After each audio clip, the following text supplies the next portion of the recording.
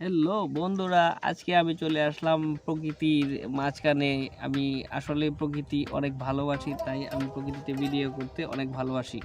এই জন্য আসলাম। আজকে আমি আপনাদের সামনে যে টপিকটা নিয়ে আসলাম, সেই টপিকটা হলো আপনি আপনি আপনার হাতে থাকা স্মার্টফোন দিয়েই জানতে পারবেন আপনার দাদার নামে অথবা বাবার নামে কতটুকু সম্পত্তি আছে। তা কিন্তু আপনি অনলাইনে খুব সহজেই দেখতে পারবেন আপনার হাতে থাকা স্মার্টফোন দিয়ে। আর বন্ধুরা, আমার চ্যানেলটি লাইক কমেন্ট শেয়ার করতে একদম ভুলবেন না। চলুন কথা না বাড়িয়ে চলে যাই মোবাইল স্ক্রিনে। Let's go. তো বন্ধুরা, চলে আসলাম মোবাইল স্ক্রিনে। আর মোবাইল স্ক্রিনে আসার পর আমি দেখিয়ে দিব আপনাদেরকে সেই প্রসেস যার মাধ্যমে আপনারা আপনার বাবা অথবা দাদার নামে সম্পত্তি আছে কিনা তা খুব সহজেই দেখতে পারবেন আপনার হাতে থাকা স্মার্টফোন দিয়ে। তো আপনার স্মার্টফোনের ক্রোম ব্রাউজারটি ওপেন করবেন। দেখুন, আমি ক্রোম ব্রাউজার ওপেন করেছি। ক্রোম ব্রাউজার ওপেন করার পর আপনি এখানে টাইপ করবেন ই পর্সা। দেখুন, আমার আগে থেকে টাইপ করা ছিল তাই চলে আসছে ই পর্সা। এরকম টাইপ করে তারপরে টাইপ করুন। দেখুন, এখানে চলে আসছে ই পর্সা নামক www.porsa.gov.bd।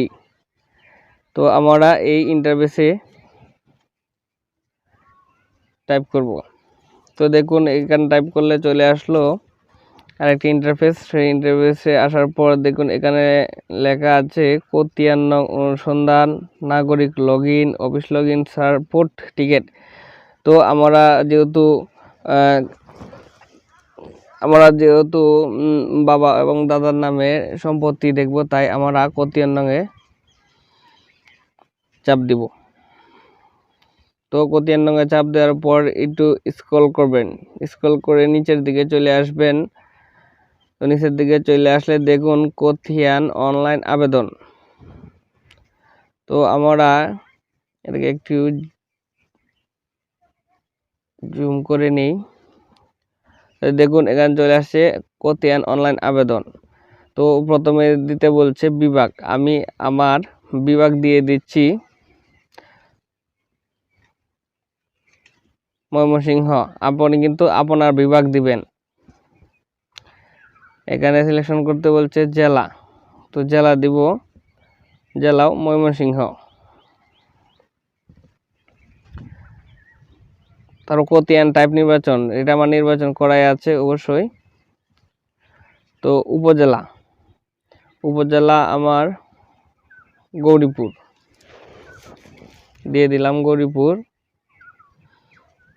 তো উপর দিকে স্ক্রল করে দেখুন এখানে সিলেকশন করতে বলছে মৌজা।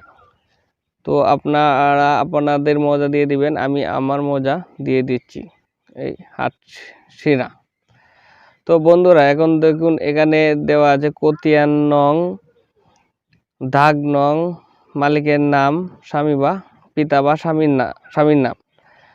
তো আমাদের কাছে খতিয়ান নং তো নাই, তাই আমরা খতিয়ান নং দিতে পারবো না। দাগ নংও নাই, দাগ নংও দিতে পারবো না, তাই আমরা মালিকের নাম অনুসারে দেখব। তো এখানে মালিকের নাম আমি দিয়ে দিচ্ছি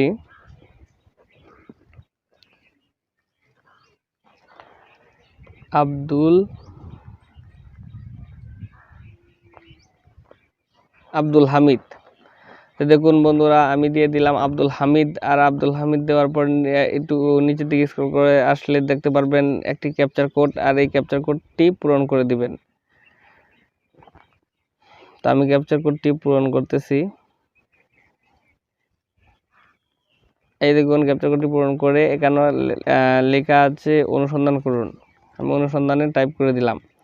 তো বন্ধুরা দেখুন, আমার এখানে কিন্তু চলে আসছে আমি যে আব্দুল হামিদ নামে কোনো জমি আছে কিনা তা দেখতে চাচ্ছিলাম, তা কিন্তু এখানে শো করতেছে। দেখুন, প্রথমে আসছে আব্দুল হামিদ ৭৯, আব্দুল হামিদ ৮০। তো খতিয়ান নং কিন্তু বন্ধুরা এখানে চলে আসছে। তো আমরা ৮০ খতিয়ান নং পেয়ে গেলাম, ৭৯ ৮০। তাহলে আমি এখানে ৮০ দিয়ে দেখব।